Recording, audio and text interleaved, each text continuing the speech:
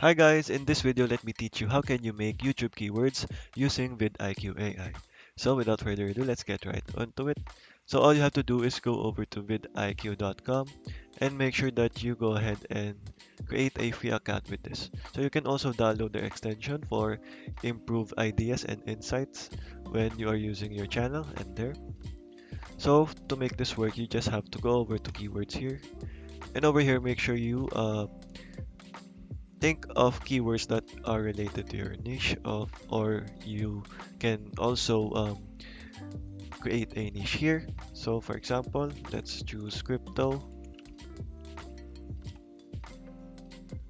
and once you are here you just have to go over to related keywords, and over here all you have to do is make sure to um, sort it by search volume. So you just have to click on this and make sure here you go over and choose a high search volume with a low competition score.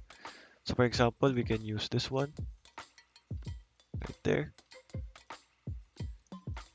crypto news today. And if you haven't yet think of topic ideas for this, you can use their AI coach.